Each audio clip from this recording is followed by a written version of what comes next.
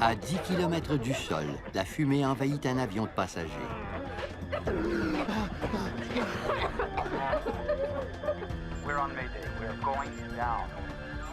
Les systèmes électriques tombent en panne tandis que la fumée se propage. We're gonna need an emergency landing. Put your head on your lap. We're going to need 5 trucks. They're standing by for you. Un incident de vol banal menace maintenant la vie de tous les occupants du vol 797 de la ligne aérienne Air Canada.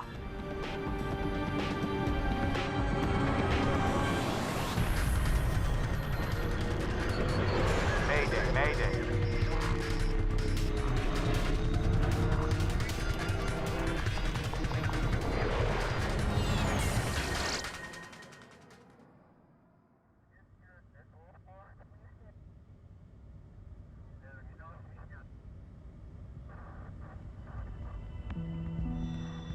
Nous sommes en début de soirée, le 2 juin 1983, et l'équipage s'apprête à manger. Le commandant de bord, Donald Cameron, travaille pour Air Canada depuis 17 ans, et il a accumulé près de 5000 heures de vol à bord d'un DC-9. Ce qui ne veut pas dire qu'il mange automatiquement en premier. How's your seafood? Nice? Il ne pourra pas prendre son repas avant que son copilote, Claude Ouimet, ait avalé sa dernière bouchée. Good.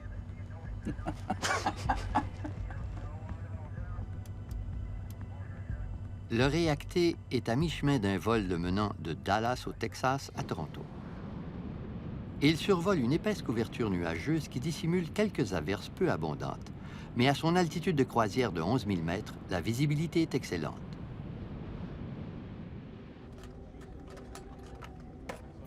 Les sièges du DC-9 sont à moitié vides et les 41 passagers sont confortablement installés dans l'avion. Can I have some tea, please? À 24 ans, Diane Fadley est une membre active de la Fondation de diabète juvénile. Nous organisons régulièrement des activités de financement, en plus d'un congrès annuel important. Cette année-là, il devait avoir lieu à Toronto. Raymond Chalifou est un jeune marié de 23 ans. Il revient du premier voyage d'affaires de sa carrière. On était tous les deux un peu déboussolés, ma femme et moi.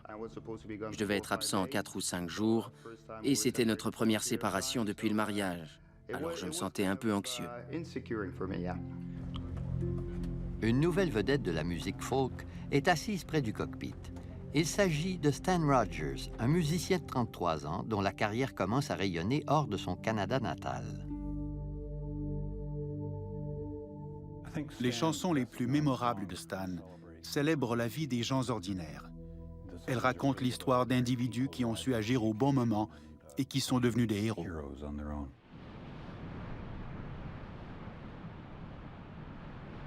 Il est presque 19 heures et le DC-9 a parcouru plus de la moitié du chemin entre Dallas et Toronto.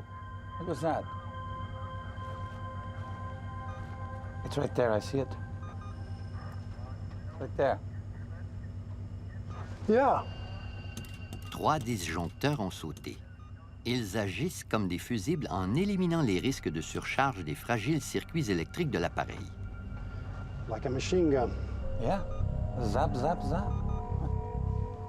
Les disjoncteurs sont reliés au moteur de la chasse d'eau des toilettes situées à l'arrière de l'avion. Le commandant Cameron décide d'attendre quelques minutes avant de les réenclencher. Someone must have pushed a rag down the toilet or something. Jammed it and it overheated. Le commandant de bord croit qu'un mécanisme de chasse d'eau bloqué ne constitue pas une urgence. Après tout, les toilettes des avions sont constamment bouchées. Les agentes de bord, Laura Kayama et Judy Davidson, servent les repas dans la cabine des passagers. Dans le poste de pilotage, le commandant Cameron attend lui-même son repas, mais il veut d'abord réenclencher les disjoncteurs. Sans eux, la chasse d'eau ne fonctionnera pas et les passagers risquent d'être incommodés. Pop says I push it. Il a déjà attendu plus de 8 minutes, mais les disjoncteurs des toilettes refusent de coopérer. À l'arrière du DC-9, un passager a cru sentir une étrange odeur. Yeah, that is a strange smell. Let me take a look. La Texane Connie Kirsch fait un voyage d'affaires à Toronto. de mon siège, je sentais une odeur assez particulière. On aurait dit une odeur de fil surchauffé plutôt que simplement de la fumée. Une mince volute de fumée s'échappe des toilettes. La fumée et l'odeur âcre du plastique en feu surprennent Judy Davidson. Tout cela ne correspond pas à une cuvette bouchée. D'autres passagers perçoivent la fumée et l'odeur suffocante. Sergio, there's a problem in the washroom. Judy says there's a fire. Okay, I'll be right there. L'agent de bord en chef, Sergio Benetti, dirige le personnel de cabine. As a precaution, we're moving everyone to Furiosa. La fumée est devenue toxique et suffocante. L'agent Benetti ne voit aucune flamme, mais il vaporise le contenu de l'extincteur dans la minuscule cabine en s'efforçant d'en couvrir toute la surface. En voyant l'extincteur, je me suis dit qu'il y avait sûrement un problème. Mais le type semblait bien maîtriser la situation et j'ai songé qu'il ferait son travail et que je n'avais pas à m'inquiéter. Il est maintenant 19h02, à peine 11 minutes après la défaillance des disjoncteurs. Laura Kayama annonce la nouvelle au commandant Cameron. Excuse me, Captain. There's a fire in the washroom in the back. They just went back to go put it out. You want me to go back? Yeah, go. Un incendie à bord d'un avion est l'un des pires cauchemars du personnel navigant. Le DC-9 vole à une altitude d'environ 10 000 mètres. À cette altitude, une simple étincelle peut provoquer une catastrophe en l'espace de quelques minutes. Mais le commandant Cameron n'a encore aucune raison de s'alarmer. Il ne faut pas oublier qu'en 1983, les passagers avaient encore le droit de fumer dans les avions. J'avais donc l'habitude de ce genre d'incident et ça ne m'inquiétait pas vraiment. Le copilote Claude Ouimet ne s'attendait pas à voir autant de fumée. I didn't see any flames when I opened the door before, but I sprayed it really good with the fire extinguisher. You think it was a cigarette in the garbage? No, not really. Okay.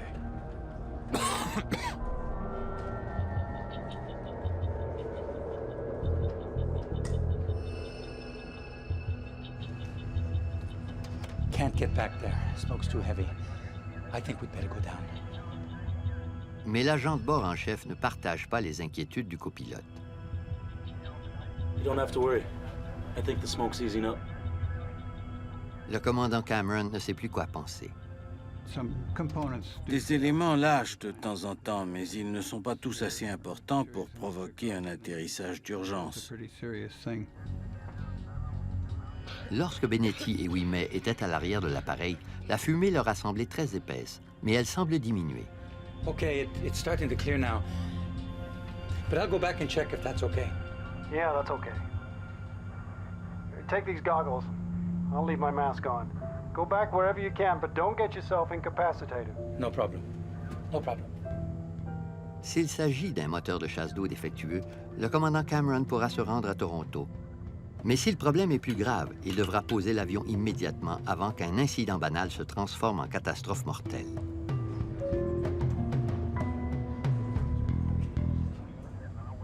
Le commandant de bord, Donald Cameron, attend une mise à jour de la situation à l'arrière de l'avion lorsqu'il découvre un nouveau problème. Le voyant d'alarme principal vient de s'allumer. Partout dans l'avion, des systèmes électriques tombent en panne et le poste de pilotage n'est pas épargné. L'avion a perdu la plupart de ses capteurs altimétriques et de ses contrôles automatiques de navigation.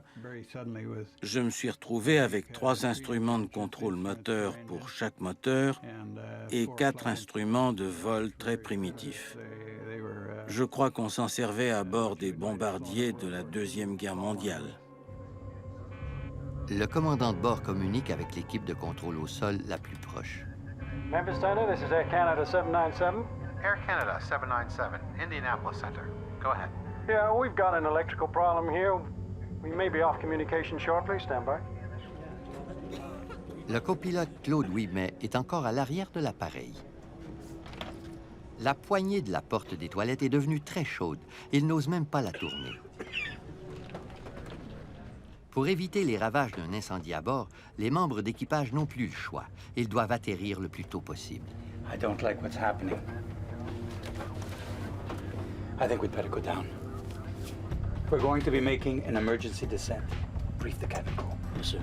Ils n'ont pas de temps à perdre, car un autre voyant d'alarme vient de s'allumer. Le DC-9 a perdu une bonne partie de son alimentation de secours. Mayday, mayday, mayday. Un problème mineur est devenu une vraie catastrophe. Mayday, mayday, mayday. This is Louisville Control, over. Air Canada 797, we have a fire on board. We are going down. Can you possibly make Cincinnati? Roger that. Cincinnati est à 46 km de distance. Il ne pourrait pas aller plus loin. Le commandant Cameron amorce une première descente. Il veut se rendre à 1500 mètres d'altitude. Le personnel navigant peut encore compter sur le bloc d'alimentation de secours, mais la plupart des instruments de vol sont en panne. Et ce n'est pas tout. Le commandant Cameron découvre ensuite qu'un élément essentiel de l'avion fonctionne mal. Privé d'alimentation, l'empennage arrière du DC-9 s'est figé en position de croisière. Cameron devra en reprendre le contrôle partiel s'il veut atterrir. Mais sans cerveau-direction et privé de ses systèmes électriques, il devra le faire manuellement. Et il devra combattre une pression de 20 kg pour y arriver. L'avion était devenu très lourd. Et j'avais besoin de toute ma concentration pour le diriger. Une fumée âcre se faufile à l'avant du DC-9 et filtre à travers les joints du plafond.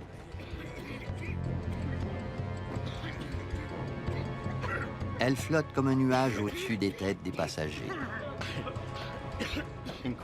C'était une fumée incroyablement âcre qui irritait la gorge. Il fallait respirer à petits coups, sinon on risquait de suffoquer à tout moment. Je la voyais s'élever.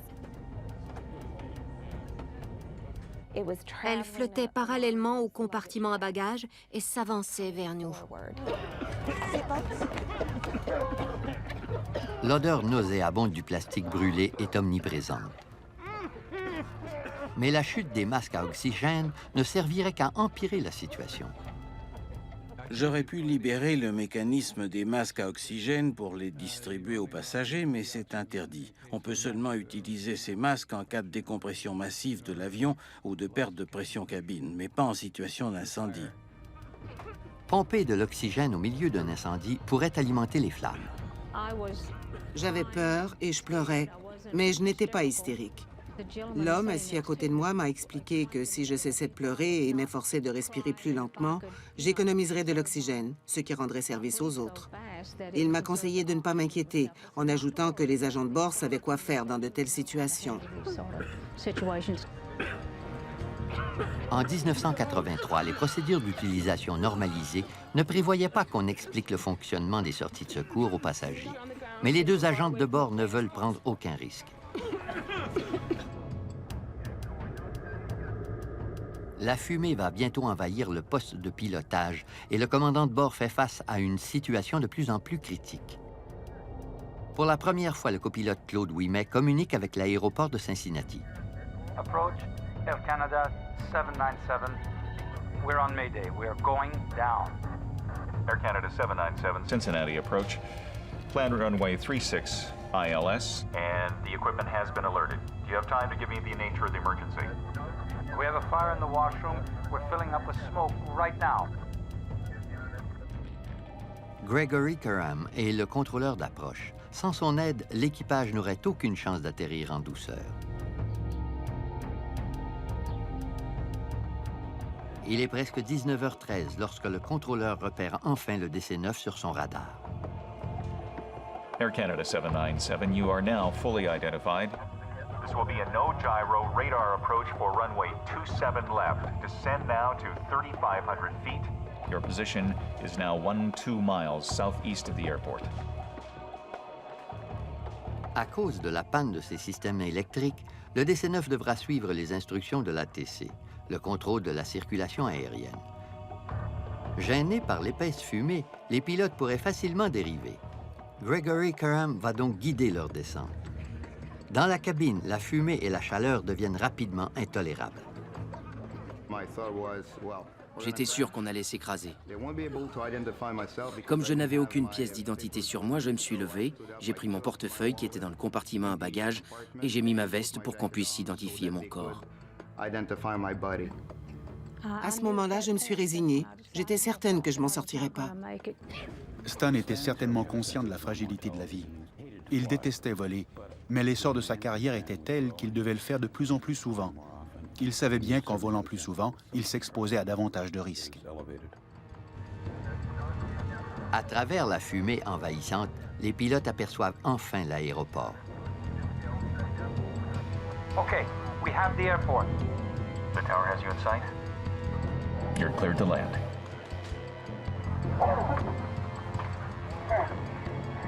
Moins d'une demi-heure s'est écoulée depuis que les 3 disjoncteurs des toilettes ont sauté. Un incident banal s'est rapidement transformé en catastrophe et une situation déjà intolérable va bientôt tourner au désastre.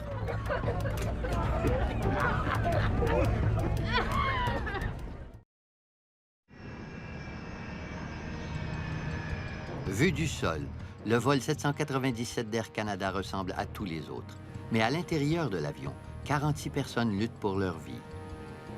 Depuis de longues minutes, une épaisse fumée toxique envahit le DC-9.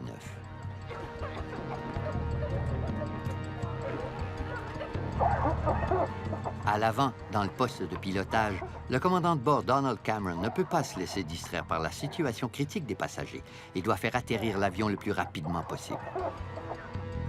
You need not acknowledge further transmission from the Air Canada 797. You are cleared to land. You are 4 miles from the airport. Good luck. Malgré l'épais nuage de suie et de fumée, les agentes de bord Laura Kayama et Judy Davidson s'avancent à tâtons dans l'allée centrale, s'efforçant de rassurer les passagers. Mais elles ne peuvent pas dépasser la 12e rangée. La fumée et la chaleur y sont intolérables. J'ai passé tout ce temps à prier. Dieu, aidez-les à faire atterrir cet avion. S'il vous plaît, conduisez cet avion au sol sans incident. J'étais marié depuis moins d'1 an et je croyais que c'était déjà terminé. Alors j'ai économisé mon souffle au maximum, tout en songeant à ma femme. Le commandant de bord, Donald Cameron, doit manier des commandes récalcitrantes et il est à bout de force.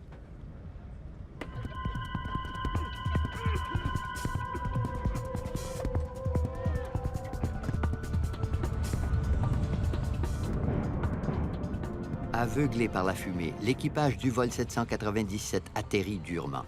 Mais à 19h20, le DC-9 d'Air Canada est enfin sur la piste. Moins de 40 minutes se sont écoulées depuis qu'on a découvert une anomalie à bord de l'avion. Quand on a touché le sol, je me suis dit qu'on était sauvés. Il ne nous restait qu'à sortir de l'appareil. Mais la fumée devient de plus en plus dense et les passagers tentent désespérément de s'échapper. Je me suis levée et je me souviens avoir mis mes mains sur le dos de quelqu'un. J'avais l'impression d'être dans une file d'attente et je ne voulais pas perdre de temps. Je me suis donc tournée et j'ai changé de direction sans savoir que je me dirigeais vers l'avant de l'appareil.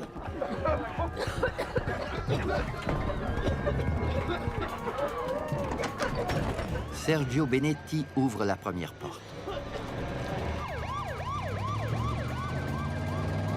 Il aide des passagers haletants à sortir.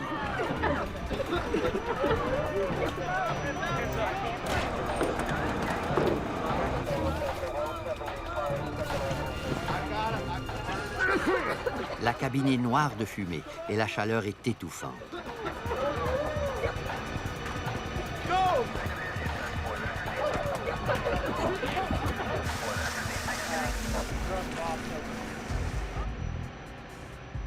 Dans le poste de pilotage, les pilotes coupent immédiatement les moteurs. Mais la fumée est si dense qu'ils ne peuvent pas sortir par la cabine. Ils devront trouver une autre sortie. Le copilote Claude Ouimet ouvre le hublot issu de secours. Mais les 2 hommes sont à 5 mètres du sol.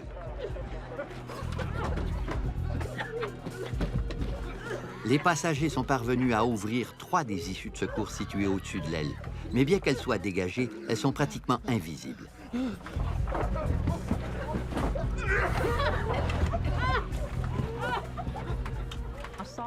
J'ai vu la lumière provenant d'une porte que quelqu'un avait ouverte. J'ai compris ce que c'était et j'ai couru jusque-là pour respirer un peu d'air frais.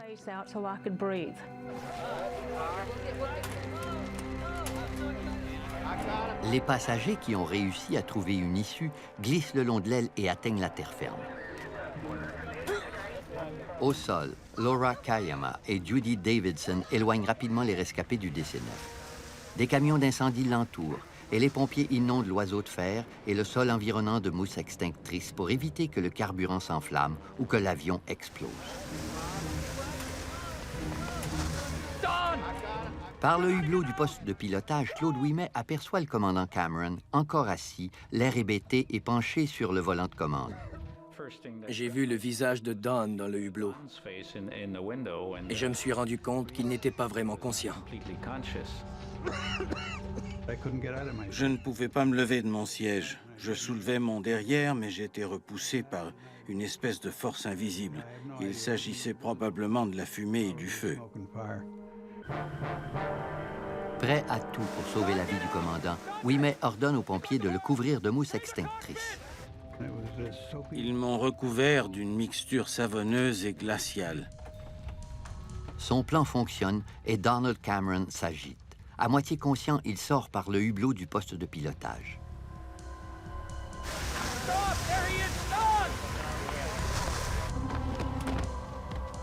90 secondes après son atterrissage, l'intérieur de l'appareil s'embrase subitement.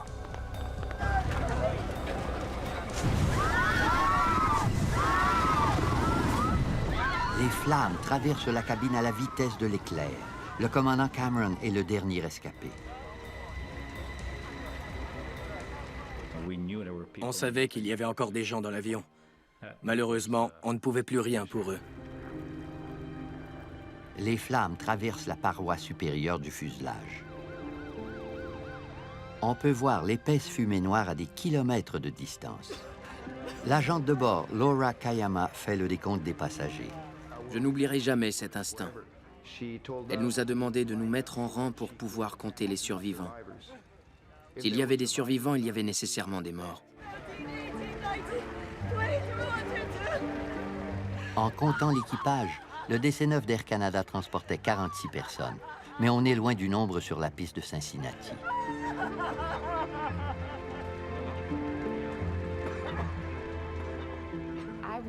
Je m'étais imaginé que si le pilote arrivait à poser l'avion, nous serions tous sauvés.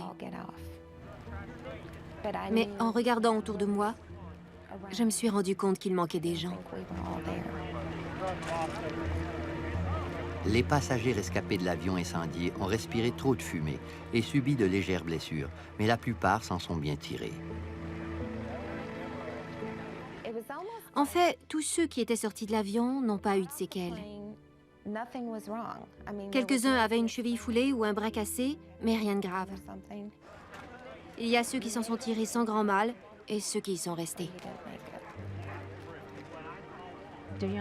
Le jeune homme du siège voisin qui m'avait aidé à faire des exercices respiratoires n'a pas survécu. J'ai trouvé ça très dur, parce que je ne suis pas sûre que sans lui, j'aurais survécu. Vers minuit, j'ai décidé de téléphoner au comptoir d'Air Canada. J'ai dit que je voulais savoir si un de mes amis était à bord de l'avion de Cincinnati. La préposée m'a demandé si j'étais un membre de la famille, et j'ai dit non, mais je suis un ami proche. Elle m'a ensuite demandé si sa femme était seule en ce moment. J'ai répondu oui, et elle m'a dit « Elle aura peut-être besoin d'appui cette nuit ».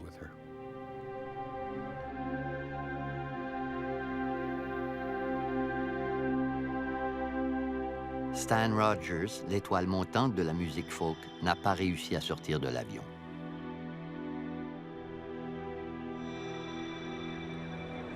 Cincinnati ground.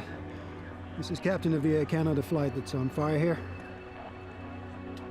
Du véhicule de secours, le commandant Cameron appelle le contrôle sol de Cincinnati à la radio. Son message est sombre. It seems there are 23 people left on board the aircraft. Is there a scheduled carrier runs into here that could maybe give aid and shelter to our stranded passengers? It's pretty cold out here.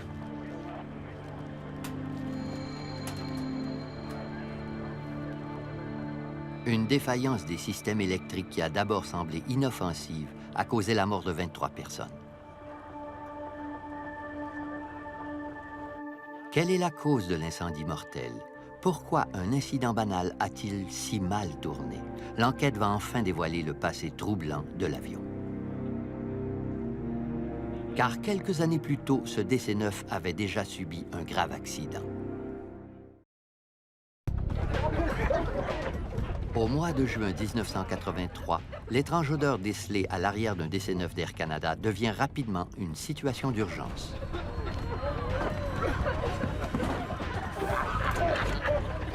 Pendant 15 minutes, les passagers et l'équipage luttent contre l'épaisse fumée toxique qui envahit peu à peu la cabine et le poste de pilotage.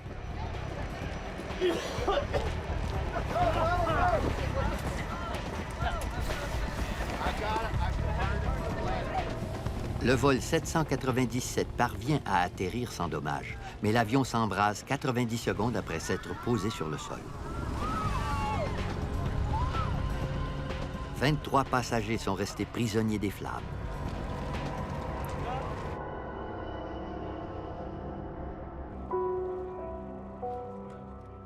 La carcasse calcinée du DC-9 est restée sur une piste de l'aéroport international de Cincinnati. Il y a des années que l'industrie de l'aviation n'a pas vécu d'accident aussi troublant. En l'espace de quelques heures, les enquêteurs du NTSB, le Conseil national de la sécurité des transports, arrivent sur les lieux. Leur première tâche est de récupérer les corps des morts, 21 Canadiens et 2 Américains. Certains sont tellement brûlés qu'ils sont méconnaissables. Presque toutes les victimes sont retrouvées dans la section avant de l'avion, entre les ailes et le poste de pilotage. Quelques-unes portent encore leur ceinture de sécurité, d'autres sont couchées dans l'allée centrale. Et même si tous les passagers avaient été éloignés de la section arrière au début de l'incident, on retrouve 2 corps au-delà des ailes. Les enquêteurs prélèvent des échantillons sanguins des cadavres. Ils y trouvent des concentrations mortelles de produits chimiques libérés durant l'incendie de l'avion. Nos études toxicologiques ont déterminé la présence de concentrations élevées de cyanure, de fluorure et de monoxyde de carbone dans le sang des victimes. On ignore si ces vapeurs toxiques ont causé la mort des passagers. On sait seulement qu'ils n'ont pas pu sortir de l'avion avant qu'il ne s'embrase.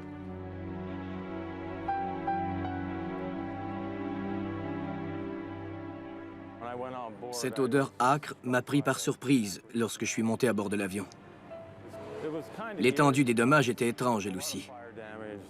Une bonne partie du fuselage avait brûlé et à l'intérieur de la cabine, le feu avait détruit tout ce qui s'élevait au-dessus des dossiers des sièges. Les corps enlevés, les enquêteurs se mettent à fouiller les décombres à la recherche d'indices qui leur permettront d'identifier la cause du désastre. Des agents du FBI sont sur place. Ils ont examiné les débris afin de s'assurer qu'il ne s'agissait pas d'un acte de terrorisme. Ils ont fini par déterminer qu'il n'y avait aucun signe d'activité criminelle et nous ont signalé qu'il s'agissait probablement d'une inflammation accidentelle. Puis ils sont repartis en laissant le NTSB reprendre l'enquête. Après avoir éliminé la possibilité d'un incendie criminel, les enquêteurs évaluent une autre cause probable, la cigarette. Lorsqu'on pouvait encore fumer à bord des avions, la plupart des incendies déclenchés dans les toilettes prenaient naissance dans la poubelle.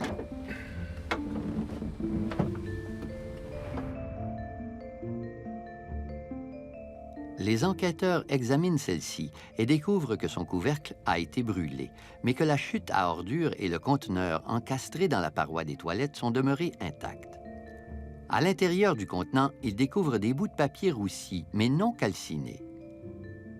C'est la preuve irréfutable qu'un feu dans la poubelle n'est pas la source de l'incendie. Après avoir écarté ces deux hypothèses, les enquêteurs passent les débris au peigne fin, espérant y découvrir la cause réelle du désastre.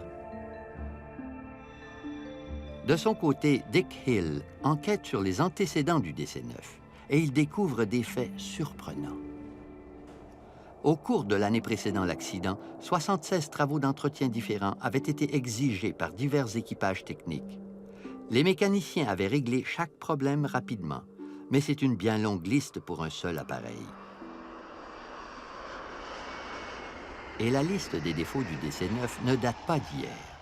4 ans auparavant, tout le cône de queue de l'avion s'est envolé.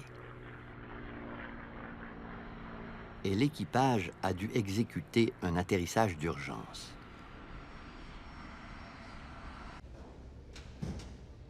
L'avion a été réparé et remis en service, mais Hill s'intéresse aux fils électriques qui ont dû être reliés après l'accident.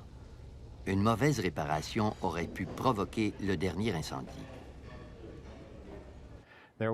Certains des fils qui couraient là-dessous avaient été coupés, puis épicés ensemble.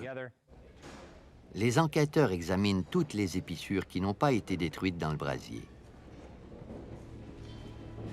Mais ils ne trouvent aucun signe de brûlure d'arc ou de court-circuitage. La piste se termine en cul-de-sac.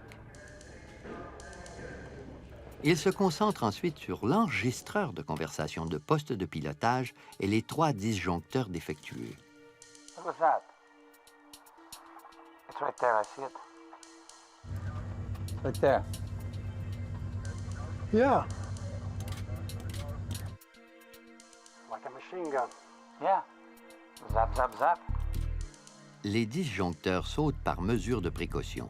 En cas d'échauffement excessif, ils doivent se déconnecter et couper le courant électrique alimentant le moteur de la chasse d'eau des toilettes. Cette mesure de sécurité doit empêcher ce moteur de déclencher un incendie. Pops as I push it. Les enquêteurs cherchent à savoir si les disjoncteurs ont sauté à cause d'un incendie ou si le problème provenait initialement du moteur.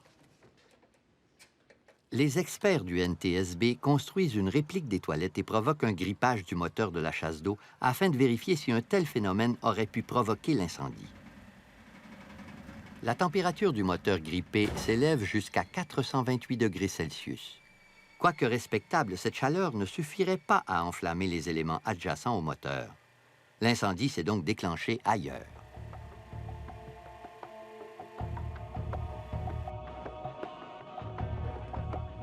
Au terme de longues heures d'enquête et d'une série d'essais de fonctionnement, le NTSB est incapable d'indiquer la cause exacte de la catastrophe. Trop d'éléments de preuve ont été détruits dans le brasier. Même s'ils ne connaîtront jamais la source de l'incendie, les enquêteurs cherchent à comprendre comment il a pu causer autant de dommages. En dépit de la présence d'une épaisse fumée et d'une chaleur intense, personne n'avait vu la moindre flamme jusqu'à ce qu'une explosion déchire le fuselage de l'avion. Lorsqu'un feu est accompagné d'une combustion incomplète, la diminution de l'oxygène ambiant génère des gaz combustibles qui peuvent s'accumuler au sommet du fuselage de l'avion.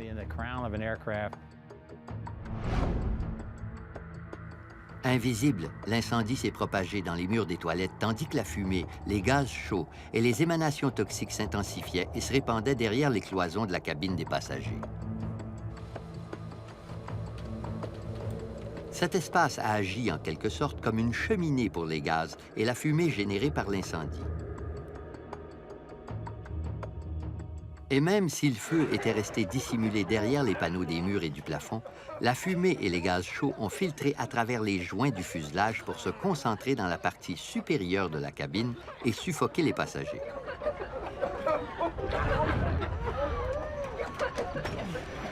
Lorsqu'on a ouvert les portes, le nouveau flux d'oxygène a brusquement alimenté l'incendie. Un feu d'une chaleur intense a besoin d'une bonne quantité d'oxygène pour prendre de l'ampleur. Ce jour-là, les gaz répandus dans la cabine se sont enflammés avec la puissance d'une bombe.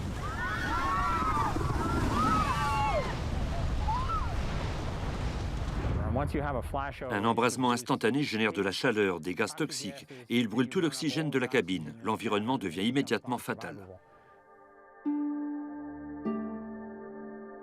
L'enquête technique est terminée, mais le NTSB se pose encore des questions au sujet des réactions de l'équipage en situation de crise. the first officer says it's starting to clear now, and at that point I reckoned that the fire was under control. Le personnel navigant aurait-il pu faire davantage pour prévenir la catastrophe aérienne du vol 797?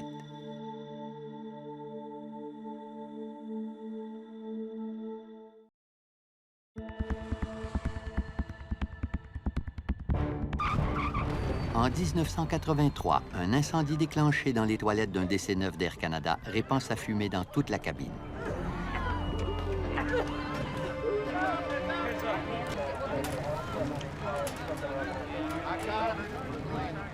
L'équipage parvient à atterrir, mais à peine 90 secondes plus tard, un embrasement instantané traverse l'avion et 23 passagers perdent la vie.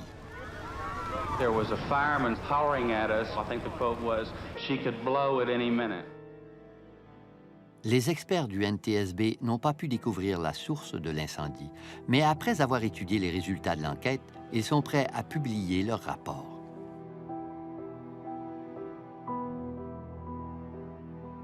Le rapport est diffusé 1 an après la catastrophe. Éventuellement, il deviendra un jalon important de la sécurité aérienne. Mais dans l'immédiat, il génère plutôt des manchettes controversées. Le NTSB souligne que la source de la fumée n'a jamais été identifiée par les agents de bord ou le copilote et que le commandant de bord n'a jamais appris, pas plus qu'il ne l'a demandé, l'emplacement exact ni l'ampleur de l'incendie qu'on lui avait signalé. Yes, that's correct. And with that in mind, what type of fire did you believe that you had? A bin fire. Le rapport du NTSB et l'intérêt des médias secouent fortement le commandant Cameron et son équipage. Peu de temps après sa diffusion, les pilotes de l'industrie déclenchent un tollé général. Ils sont irrités par les critiques voilées adressées à l'équipage du DC-9 ainsi que par la suggestion que les pilotes auraient pu amorcer leur descente 5 minutes plus tôt. Plusieurs mois plus tard, l'ALPA, l'Association internationale des pilotes de ligne, soumet une pétition pour défendre le commandant Cameron et son équipage. Elle a un impact immédiat. Le NTSB diffuse un rapport révisé et y inclut la pétition des pilotes. Dans cette pétition, Claude Ouimet a glissé une défense passionnée de leur décision de faire atterrir l'avion au moment et à l'endroit choisi. Il ne s'agissait pas seulement de couvrir la distance les séparant de l'aéroport le plus proche, mais aussi d'atteindre la vitesse verticale de descente requise. L'avion avait réussi de justesse sa descente jusqu'à l'aéroport international de Cincinnati.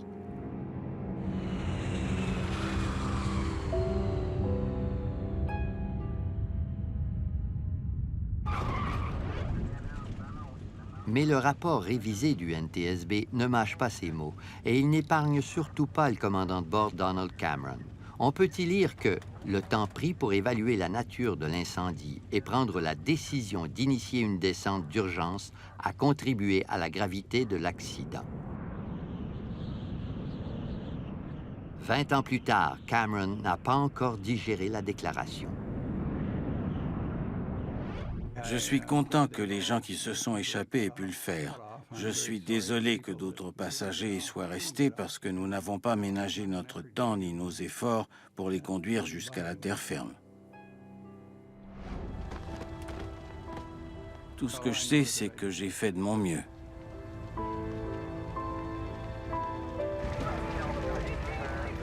En plus de commentaires sur le comportement de l'équipage, le NTSB offre une série d'améliorations dans le domaine de la sécurité aérienne. Le rapport signale que si le DC-9 avait volé à pleine capacité, quelqu'un aurait pu remarquer l'odeur de la fumée plus tôt, mais aussi que les toilettes auraient dû être équipées d'un détecteur de fumée. En 1983, ces détecteurs n'étaient pas inclus dans les procédures d'utilisation normalisées, mais après cet accident, les lois ont changé. Même si le personnel de cabine avait profité d'un entraînement pratique qui devait lui permettre de lutter contre les incendies, il n'était pas suffisant. De plus, les agents de bord n'étaient manifestement pas équipés pour combattre les incendies. Sans masque à oxygène et contraints de retenir leur souffle, il leur était impossible d'étouffer un feu. Au cours des années qui ont suivi la catastrophe aérienne, les agents ont été dotés de l'équipement nécessaire et ont reçu un meilleur entraînement. Le personnel de cabine du vol 797 a pris des décisions opportunes qui ont contribué à sauver des vies. Le déplacement des passagers vers l'avant de l'avion et la distribution de serviettes mouillées a minimisé les effets des vapeurs toxiques.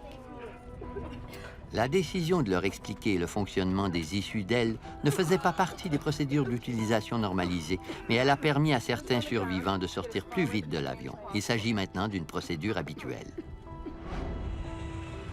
Mais le nouvel entraînement du personnel navigant n'a pas été la seule conséquence de l'atterrissage forcé du vol 797. Depuis, la conception même des avions a changé afin d'augmenter les chances de survie des passagers lorsque des incidents se produisent. Quelques facteurs auraient pu réduire le nombre des morts. Des rails de lumière au sol et le long des compartiments à bagages, des bosses indiquant les rangées munies d'une issue de secours. Toutes ces caractéristiques sont maintenant réglementaires. En réaction directe à l'incendie du vol 797, on a établi des normes de contrôle plus rigoureuses pour les sièges et des normes d'émissions thermiques et de dégagement de fumée pour l'aménagement intérieur de la cabine. On a aussi réclamé l'installation obligatoire de détecteurs de fumée dans les toilettes et d'extincteurs à halon dans la cabine. Mais les nouvelles normes arrivent trop tard pour les victimes du vol 797, dont le voisin de siège de Connie Kirsch. Des mois après l'incendie, sa veuve a rendu visite à la jeune femme. On lui avait dit que son mari était assis à côté de moi durant le vol, et elle voulait savoir comment il allait et quel était son état d'esprit avant l'accident.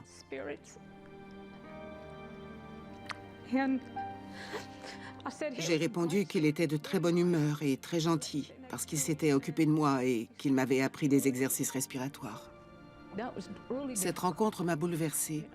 Pendant très longtemps, je me suis sentie coupable d'avoir survécu. Mais j'ai fini par surmonter ma culpabilité. Pourtant, quand je songe à ce terrible vol, je me souviens du moindre détail et j'ai l'impression d'y être encore. Stan Rogers est une des victimes du vol 797.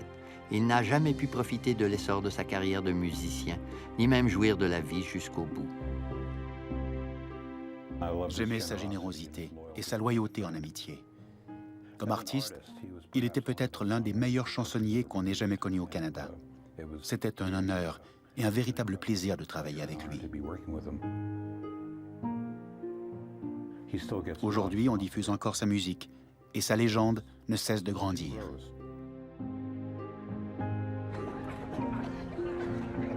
Quelque temps après l'accident, 2 employés d'Air Canada se sont présentés chez Diane Fadley à Dallas. Ils m'ont apporté ma Bible. Elle est noire parce qu'elle a été roussie et brûlée. Mais même si c'est une Bible à couverture souple, elle n'a pas été calcinée. Aujourd'hui, elle me rappelle que Dieu était avec moi.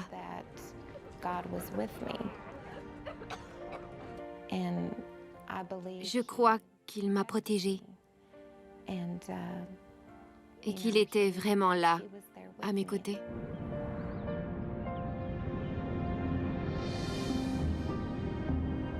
Finalement, le commandant Cameron et son équipage ont reçu 6 prix distincts commémorant leur action héroïque, y compris une citation de l'aviation royale du Canada. Malgré tout, ils sont tous hantés par la catastrophe. Nous nous sentions responsables, c'est évident. Nous nous sentions coupables aussi. Nous étions prêts à rendre nos permis de vol. Nous avons vécu nos pires moments avant la fin de l'enquête. C'était un mystère pour nous aussi. Nous étions nous-mêmes des victimes. On n'aurait pas dû nous faire monter à bord d'un appareil en aussi mauvais état. L'équipage était piégé comme les passagers. Des situations comme celle-là, c'est à nous tous de les prévenir. On doit tous trouver des solutions.